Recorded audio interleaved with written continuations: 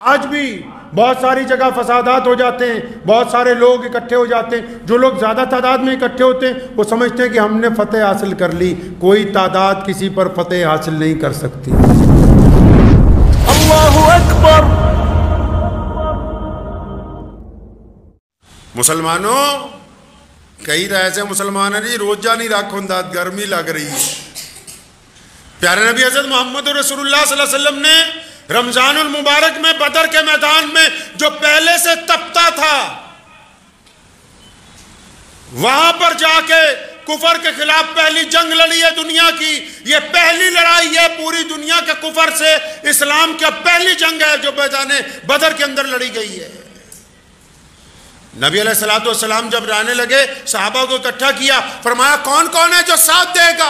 پتہ ہے کہ سارے ہی دیوانے ہیں، پروانے ہیں۔ پھر بھی سوال کیا کون ہے؟ ابو بکر کھڑے ہوئے، یا رسول اللہ میں حاضر ہوں، میرے ماں باپ حاضر ہیں، میری اولاد حاضر ہے، ہم تو آپ کے اوپر سارے ہی قربان ہیں۔ امیر المومنین حضرت عمر بن خطاب رضی اللہ تعالیٰ عنہ کھڑے ہوئے، یا رسول اللہ میں تو انتظار کر رہا ہوں کب موقع آئے تو اس ابو جہل کی گردن مروڑ دوں۔ یا رسول اللہ ہم حاضر ہیں۔ عمر بن خطاب چپ ہوئے تو مولا علی کرم اللہ وجہ بولے، یا رسول اللہ میری تو تلوار کو زنگ لگ گیا، میں تو منتظر ہوں، انہوں نے بڑا ظلم کیا ہے ہم پر۔ جب یہ سارے بولنے لگے، جو لوگ مکہ مکرمہ سے رسول اللہ کے ساتھ آئے، تو نبی علیہ السلام نے فرمایا وہ بھی تو بولے نا جو ابھی تک چپ ہیں۔ انصار سمجھ گئے، جو مدینے میں رہنے والے مسلمان تھے وہ سمجھے کہ یہ نبی علیہ السلام کا اشارہ ہماری طرف ہے۔ حضرت مقداد رضی اللہ تعالیٰ عنہ کھڑے ہوئے، یا رسول اللہ کیا آپ کی مراد ہم سے جو مدینہ کے مسلمان ہیں، کیا آپ ہم سے بھی کچھ پوچھنا چاہتے ہیں؟ فرمایا ہاں تم بولو۔ فرمایا یا رسول اللہ جب آپ نکلیں گے ہم خشکی میں بھی آپ کے ساتھ لڑیں گے، ہم پانی پر بھی آپ کے ساتھ لڑیں گے، ہم دائیں بھی، ہم بائیں بھی، ہم آگے بھی، ہم پیچھے بھی۔ یا رسول اللہ ہم اپنی جان قربان کر سکتے ہیں، آپ کے کسی لفظ کو نیچے نہیں گرنے دیں گے۔ یا رسول اللہ مدینے کے تمام انصار جو ہیں وہ آپ کے ساتھ لڑیں گے انشاءاللہ تعالی۔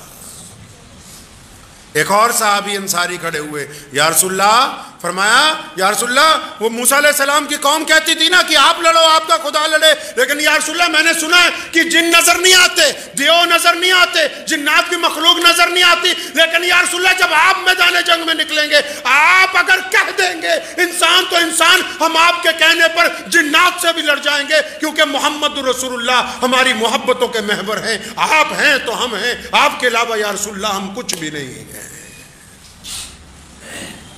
جب یہ بات ہو گئی نا تو دو بچے آ گئے، ایک کا نام عمیر ہے، ایک کا نام سعد ہے۔ عمیر بن ابی وقاص رضی اللہ تعالیٰ عنہ اور سعد بن ابی وقاص۔ اب یہ دونوں کہنے لگے یا رسول اللہ ہم نے جانا ہے آپ کے ساتھ میدان بدر میں، یا رسول اللہ ہم بھی جائیں گے۔ دشمن 1000 سے زیادہ، ادھر نبی علیہ السلام کے کل دیوانے 313، ان 313 میں بھی سارے بڑے لوگ نہیں، عمیر اور سعد جیسے بچے بھی ہیں، اور آپس میں آج کل تو بچے اس لیے بعض حضرات اصرار کرتے ہیں کہ ہم بھی فلاں جگہ گھومنے جائیں، یہ دونوں بچے محمد رسول اللہ کے سامنے اس لیے اصرار کر رہے ہیں، پتہ ہے کہ سامنے جنگ ہے، پتہ ہے کہ ابو جہل سامنے آئے گا، پتہ ہے کہ عتبہ آئے گا، پتہ ہے کہ ولید جیسا ظالم آئے گا، پتہ ہے کہ ابو لہب ہوگا، پتہ ہے کہ اسامہ حضرت اللہ تعالیٰ عنہ کے اوپر ظلم کرنے والے لوگ سامنے آئیں گے، پتہ ہے کہ بڑے بڑے بدماشوں نے آنا ہے، لیکن یہ بچے آگے آ کر کہہ رہے ہیں یا رسول اللہ ہم بھی میدان جنگ میں جائیں گے۔ ایک بھائی کو اجازت دے دی، حضرت عمیر کو، سعد کو روکا، فرمایا تو چھوٹا ہے تو نہیں جائے گا۔ اب جن کو کہا چھوٹا ہے تو نہیں جائے گا تو وہ بہت اصرار کرنے لگے، نہیں یا رسول اللہ مجھے آپ لے کے چاہیں۔ جانا کہاں ہے جی؟ جانا کہاں ہے؟ شہادت دینے کے لیے جانا ہے۔ جانا کہاں ہے؟ کسی دعوت میں نہیں جانا ہے، کہیں افطار کے لیے کور میں بریانیاں نہیں لگی ہوئی ہیں، کہیں 3 دن کا قرآن ختم ہونے کا تماشا نہیں ہو رہا ہے، جہاں پیچھے بیٹھ کے لوگ خرافات کر رہے ہیں، اور تراویح کی جب باندھی جاتی ہے نیت اور وہ امام جاتا ہے رکوع میں اس وقت دوڑ دوڑ کے نیتیں باندھ رہے ہیں، وہاں نہیں جانا ہے۔ جہاں بے غیرتی کے مظاہرے ہوتے ہیں وہاں نہیں جانا، کہاں ہے؟ بدر کے میدان میں جانا ہے، ابو جہل جیسے ظالم حکمران کے سامنے جانا ہے۔ فرمایا نہیں نہیں تم بچے ہو نہیں جا سکتے. رونے جیسا منہ بنایا اور پھر اچانک کہنے لگے یا رسول اللہ, اپنی پنجوں کے بل کھڑے ہو گئے. حضرت سعد پنجوں کے بل کھڑے ہو گئے, یا رسول اللہ میں تو عمیر کے برابر ہوں, آپ دیکھیں میرے اور اس کے کندھے ایک برابر ہیں. فرمایا نہیں تم بچے ہیں. فرمایا یا رسول اللہ اچھا ایسا کرتے ہیں نا, میں اور میرا بھائی کشتی لڑیں گے, اگر میں نے اپنے بھائی کو نیچے گرا لیا تو ہم دونوں آپ کے ساتھ جائیں گے, اگر میں ہار گیا تو میں گھر واپس چلا جاؤں گا. پیارے نبی حضرت محمد رسول اللہ صلی اللہ علیہ وسلم نے فرمایا ہاں ٹھیک ہے چلو کشتی کرو. جب کشتی کرنے لگے تو چھوٹے بھائی نے بڑے کے کان میں کہا اللہ کے واسطے تجھے تو اجازت مل گئی ہے, اگر تو گر جائے گا میں بھی تیرے ساتھ جاؤں گا, تو گر گیا تو میں بھی تیرے ساتھ جاؤں گا, ہم دونوں چلیں گے اللہ کے راستے کے اندر. اب وہ بڑا بھائی گر گیا, چھوٹا جو ہے اس کے اوپر بیٹھ گیا, تو اللہ کے نبی صلی اللہ علیہ وسلم نے دونوں کو اجازت دے دی, دونوں کو اجازت دے دی. ادھر دو بچے اور ہیں, حضرت معاذ اور معوذ رضی اللہ تعالیٰ عنہ, ان کا بھی یہی معاملہ ہے, ایک بڑا بھائی ہے چھوٹا بھائی ہے, دونوں گھر پہ گئے. اب شام کا وقت ہے افطار کا, گھر پہ پہنچے تو دیکھا ماں رو رہی ہے. اماں جی کیوں روتی ہو؟ کہ فرمایا نبی علیہ السلام نے مسجد نبوی سے اعلان کیا کون ہے جو آج دین کے لیے میرے ساتھ جائے گا, کون ہے جو اس راستے میں قربانی دے گا, کون ہے جو اللہ کے راستے میں اپنا مال اپنی جان خرچ کرے گا. فرمایا سارے مدینے کے مسلمان کچھ نہ کچھ دے رہے ہیں, تیرا باپ زندہ ہوتا تو اور بات تھی, وہ بھی نہیں ہے, ہمارے گھر میں مال بھی نہیں ہے. وہ فرمایا ماں تو پریشان کیوں ہوتی ہے, ہم جائیں گے. کہنے لگی بیٹا تم بچے ہو. فرمایا ہم بچے ضرور ہیں لیکن اماں جی ہمارا ایمان جوان ہے, ہم بچے ضرور ہیں ہمارا ایمان جوان ہے. وہ دونوں بچے بھی میدان بدر میں, یہ دونوں بچے بھی میدان بدر میں. اب نبی علیہ السلام کا قافلہ چل پڑا ہے, 2 گھوڑے, دشمن کی فوج سمجھ لیجئے 1000 گھوڑ سوار, پھر ان کے لیے کھانا بنانے والے لوگ, پھر ان کے لیے ناچنے والی عورتیں, پھر ان کے لیے گانے والے لوگ, 1000 جنگجو. اور ادھر کتنے 313 میں گھوڑ سوار کتنے, 2 گھوڑے. تلواریں کتنی ہیں 8 تلواریں. دوسری طرف 1000 جنگجو ہیں, 1000 تلواریں ہیں, 1000 نیزے ہیں, 1000 تیر انداز ہیں. اور یہ جب مدینے کی گلیوں سے گزرے تو یہودی کہنے لگے, مدینے کے غیر مسلم کہنے لگے مسلمانوں کس بھروسے پر جا رہے ہو لڑنے کے لیے, تمہارے بدن پر کپڑے پورے نہیں ہیں, تمہارے تن پر پورا لباس نہیں ہے, تمہارے تھیلوں میں کھانے کے لیے کھجوریں مکمل نہیں ہیں, تمہارے پاس ہتھیار نہیں ہے, کس بل پر جا رہے ہو لڑنے کے لیے تم. اس فلسفے کو سمجھایا محمد رسول اللہ نے. یہ تو کہا کہ ساز و سامان کی تیاری کرو, لیکن کیا فرمایا, توکل اللہ کی ذات پر رکھو. توکل کس پر رکھو جی, اللہ کی ذات پر رکھو. وہ اللہ چاہے گا تو فتح نصیب ہوگی, اللہ نہیں چاہے گا تو فتح نہیں ہوگی. اللہ چاہیں گے تو عزت ملے گی, اللہ نہیں چاہیں گے تو عزت نہیں مل سکتی. اب جب یہ 313 کا لشکر, جن کے پاس سواریاں نہیں ہیں, جن کے پاس تلواریں نہیں ہیں, انہوں نے کھجور کی ٹہنیاں توڑ رکھی ہیں, لکڑیاں ہاتھ میں پکڑی ہوئی ہیں. اب یہ جب 313 کا لشکر میدان بدر میں پہنچا, آج اگر آپ بدر میں چلے جائیں, ابھی آج اگر آپ بدر کے میدان میں چلے جائیں تو گرمیوں کی شدت کے دور میں آپ صرف اگر بدر کے میدان کو دیکھنے کے لیے جائیں گے نا تو اتنی تپتی ہوئی ریت ہے کہ آپ چند لمحے سے زیادہ وہاں کھڑے نہیں ہو سکتے, آج اگر چلے جائیں آپ. جبکہ کتنی سہولتیں ہیں, بہترین گاڑیاں ہیں, بہت بڑی مسجد بنی ہوئی ہے اس جھونپڑی کی جگہ جو محمد رسول اللہ نے وہاں, محمد رسول اللہ صلی اللہ علیہ وسلم کے لیے جو جھونپڑی بنائی گئی وہاں آج بہت بڑی مسجد موجود ہے. اتنا کچھ ہونے کے باوجود بھی آج آپ تپتی ہوئی ریت کے اوپر چند لمحے نہیں گزار سکتے. محمد رسول اللہ نے روزے کی حالت میں وہاں پہنچے ہیں. اور بدر کے میدان میں جب ڈیرا ڈالا, حفیظ جلندری نے کہا ہے, حفیظ جلندری رحمت اللہ علیہ کا تخیل تھا, فرمایا جب ڈیرا ڈالا نا تو زمین دعا کرنے لگی اللہ سے کہ یا اللہ تیرا محبوب آیا ہے اور میرے اوپر آ کے انہوں نے خیمہ لگایا ہے, یا اللہ میں اتنی گرم ہوں کہ اگر یہ گرم ہوا نبی علیہ السلام کو لگے گی تو مجھے تو بڑی شرمندگی ہوگی. زمین نے دعا کی, اللہ تبارک و تعالیٰ نے حکم دیا, بادلوں کو اتنی شدت سے بارش ہوئی کہ وہ کل تک جو اونچی زمین پر ابو جہل اور اس کے لشکر کے لوگ بیٹھے تھے وہاں دلدل بن گئی، اور جہاں محمد رسول اللہ نے قیام کیا وہاں پانی کے تالاب بھی بھر گئے، زمین بھی ٹھنڈی ہو گئی، موسم بھی مزاج کے اندر تبدیلی آ گئی، اور اللہ تبارک و تعالیٰ نے پہلی مدد مسلمانوں کی فرمائی۔ اب جب رات ہوئی نا جی، یہ رمضان المبارک کے واقعات سنا رہا ہوں جو آپ کو میں سنا رہا ہوں، جب رات ہوئی نا تو پیارے نبی حضرت محمد رسول اللہ صلی اللہ علیہ وسلم نے سجدہ کر دیا اللہ تعالیٰ کے حضور مدد کے لیے کہ یا اللہ آپ کی تو مدد چاہیے، آپ کی مدد کے علاوہ کچھ نہیں ہونے والا۔ ادھر ابو جہل نے ایک بندے کو بلایا، عمیر نام ہے اس بندے کا، کہنے لگا یار جا کے دیکھ کے تو آؤ مسلمانوں کا لشکر کتنا بڑا ہے، مسلمانوں کے پاس ساز و سامان کیسا ہے، مسلمانوں کے پاس ہتھیار کیسے، کہتا دیکھ کے تو آؤ جا کے۔ اب پرانے دور میں فوجیوں کے کوئی اسپیشل وردی نہیں ہوتی تھی جس دور میں یہ جنگیں لڑی گئیں، قبیلے والے دوسرے قبیلے کے اندر کوئی ایک آدھا بندہ چلا جاتا تھا پتہ نہیں لگتا تھا۔ اب یہ جاسوس پہنچ گئے مسلمانوں کے لشکر میں، الگ الگ لوگوں کے بیچ میں بیٹھتے ہیں، تھوڑی تھوڑی باتیں کرتے ہیں، باتیں کرتے کرتے جب پتہ لگ گیا کہ بھی یہ کل 313 ہیں اور 313 بھی سارے کے سارے جوان نہیں ہیں، بوڑھے بھی ہیں بیچ میں کئی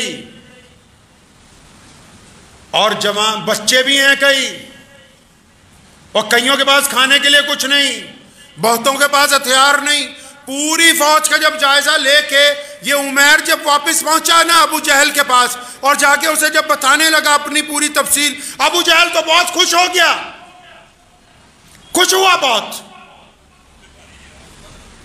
سارے چودھریوں کو بلایا جو ساتھ میں آئے ہوئے تھے، سارے چودھریوں کو بلایا، کہنا آؤ ان مخبروں کی بات سنو، یہ تو اتنی پیاری بات بتا رہے ہیں، ہم کو تو صبح جنگ نہیں لڑنی۔ سارے چودھری بھی بڑے حیران ہوئے کہ یہ کیسی بات بتا رہے ہیں، کہتے ہیں انہوں نے بتایا کہ یہ جتنے آئے ہیں نا آدھوں کے تن کے اوپر کے حصے پہ چادر نہیں ہے، ان کے پیٹ بھی اور کمر جڑے ہوئے ہیں بھوک کی وجہ سے، ہتھیار پورے نہیں ہیں۔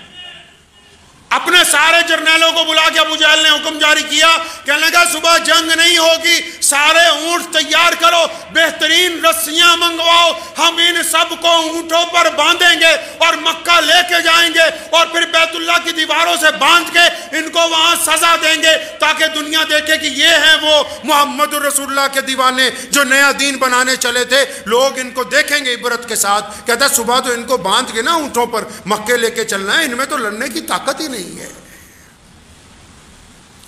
اب جب ابو جہل نے یہ ماری نا گھمنڈ والی بات، تو وہی مخبر جو یہ بتا رہا تھا کہ مسلمانوں کے پاس ساز و سامان نہیں ہے، کھانے پینے کی چیزیں نہیں ہیں، مسلمانوں کے پاس گھوڑے نہیں ہیں، مسلمانوں کے پاس اونٹ نہیں ہیں، مسلمانوں کے پاس تلواریں نہیں ہیں، اسی مخبر نے کہا ابو جہل کو ٹوک کے، کہنے لگا بات سن، تو کچھ زیادہ ہی ہوا میں آ گیا، تجھے تو غلط فہمی ہو گئی، ابھی تم نے رپورٹ کا آخری حصہ تو سنا ہی نہیں، ابھی تم نے میری پوری کاروائی کی آخری بات تو سنی نہیں، تو آدھی ابھی ہم نے بولی ہے، تو خوش ہو گیا، ڈھول بجوانے لگا، شراب پینے لگا، پہلے بات تو پوری سن لے ہماری۔ تو ابو جہل شراب کے نشے میں کہنے لگا اچھا چلو تم ہی پوری بات بتا دو۔ تو وہ کہنے لگے کہ ہم نے دنیا دیکھی ہے، ہم نے بڑے بڑے ملک دیکھے، ہم بڑے بڑے قافلوں کے ساتھ سفر کرتے رہے، لیکن ہم جب اس میں گئے ہیں مسلمانوں کی اس 313 کی فوج میں، اگر بچے کے پاس بیٹھے وہ بھی ایک بات ہی کہتا ہے کہ فدا کا محمد، کہ میں تو رسول اللہ پر جان دینے آیا ہوں۔ بڈھے کے پاس بیٹھے وہ بھی کہتا ہے کہ میں محمد کے لیے جان دینے آیا ہوں۔ جوان کے پاس بیٹھے وہ بھی کہتا ہے کہ میں محمد کے لیے جان دینے آیا ہوں۔ وہ کہتے ہیں ابو جہل یہ مانا کہ ان کے پاس ساز و سامان نہیں ہے، یہ لیکن ایسے زہریلے ناگوں کی طرح بیٹھے ہیں، یہ اتنا تڑپ رہے ہیں، یہ تیرے 1000 کے لشکر سے خوف زدہ نہیں ہے، یہ اپنے نبی کو دیکھتے ہیں اور شہادت کی طرف دیکھتے ہیں، یہ دو ہی باتیں کرتے ہیں، فتح یا شہادت۔ کہنے لگا ابو جہل اس خام خیالی میں نہ رہنا کہ ان کو اونٹوں کی پشتوں پہ باندھنا ہے، ہم تجھے ان کے جذبے کو دیکھ کر یہ مشورہ دیتے ہیں کہ آج کی رات اگر تو اپنی جان بچا کر بھاگ سکتا ہے تو بھاگ جا، ورنہ ان مسلمانوں سے تجھے دنیا کی کوئی طاقت بچانے والی نہیں ہے۔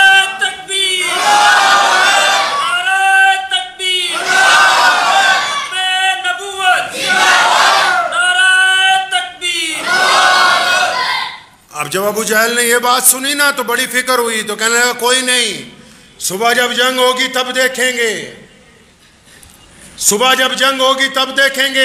ادھر محمد رسول اللہ کو دیکھ لیں، محمد رسول اللہ اس جھونپڑی میں سجدہ کیا ہوا ہے، ساری رات کے پہر گزر رہے ہیں، نبی علیہ السلام کبھی سجدے میں جاتے ہیں، کبھی بیٹھ جاتے ہیں، اور بار بار دعا ہے کہ اللہ آپ نے کہا تھا کہ میں تیری مدد کروں گا۔ اور ایک بڑی تاریخی بات نبی علیہ السلام نے اس دعا کے دوران کہی، فرمایا الہی اب تک جو میں نے محنت کی ہے وہ ساری کی ساری آج بدر میں موجود ہے، اب تک جو میں نے دین پہنچایا ہے وہ سب کے سب لوگ بدر میں موجود ہیں۔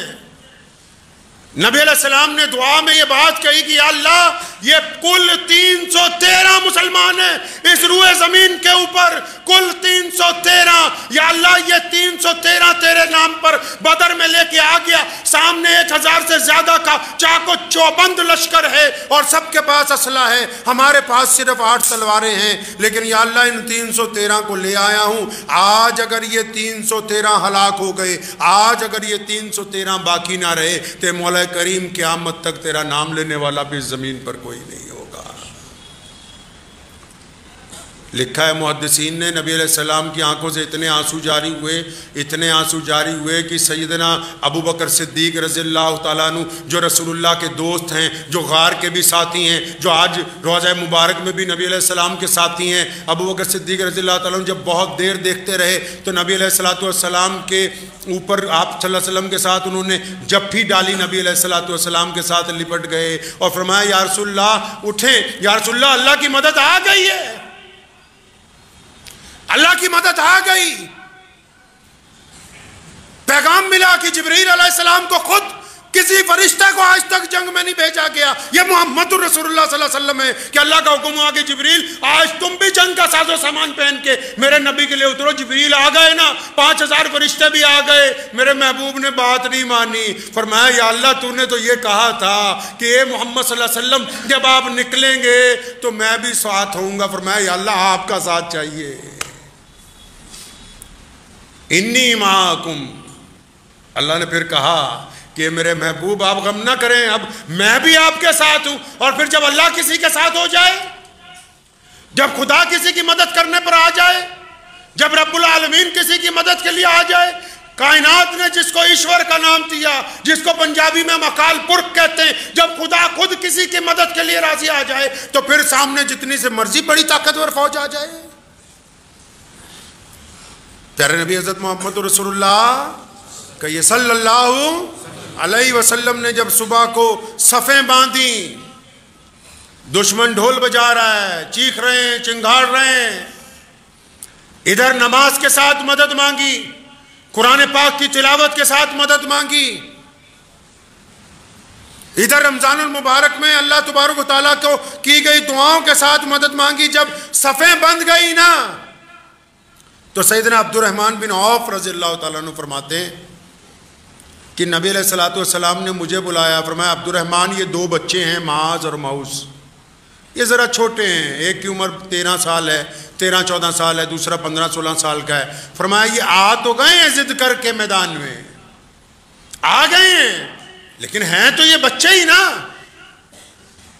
اچھا ایسے موقع پر جب 313 کو تو مدد چاہیے، لوگ چاہیے، اسلحہ چاہیے، تو 2-3 دن پہلے ایک صحابی حضرت حذیفہ بن یمان رضی اللہ تعالیٰ عنہ کہیں سے آ رہے تھے، انہیں راستے میں ابو جہل اور اس کے ساتھی مل گئے، وہ باہر سفر سے آ رہے تھے، انہیں علم نہیں تھا بھی حالات اس وقت کیا ہیں، مدینے کو جا رہے ہیں، تو انہوں نے راستے میں کفار نے روک لیا، کہاں جا رہے ہو؟ فرمایا مدینہ منورہ جا رہے ہیں۔ کہنے لگا اچھا تم ہمارے خلاف لڑنے تو نہیں جا رہے؟ مشرکین نے انہیں کہا ہمارے خلاف لڑنے تو نہیں جا رہے؟ فرمایا نہیں ہم تمہارے خلاف لڑنے تو نہیں جا رہے۔ اچھا وعدہ کرو کہ ہمارے خلاف لڑو گے تو نہیں؟ کہ بھائی ہم کوئی لڑائی کی بات ہی نہیں ہے، چاہے تم وعدہ لے لو۔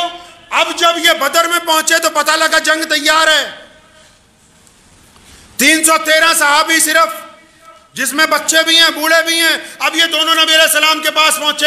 یا رسول اللہ وہ تو ہمیں راستے میں کفار نے روک لیا تھا راستے میں کسی منزل کے اوپر, وہ ہم سے انہوں نے چال بازی کے ساتھ وعدہ لے لیا, ہمارے لیے کیا حکم ہے؟ فرمایا جب تم نے وعدہ کر لیا تو اب تم اس جنگ میں ان کے خلاف مت لڑنا. ارے ایسی جنگ جس میں ایک ایک تنکے کی ضرورت ہو. صحابہ نے کہا یا رسول اللہ وہ کفر والے ہیں, وہ غیر مسلم ہیں جن کے ساتھ وعدہ کیا ہے. فرمایا پھر کیا ہوا؟ وہ غیر مسلم ہیں جن سے وعدہ کیا ہے. جس نے وعدہ کیا ہے وہ تو کلمہ لا الہ الا اللہ محمد رسول اللہ بننے والا ہے.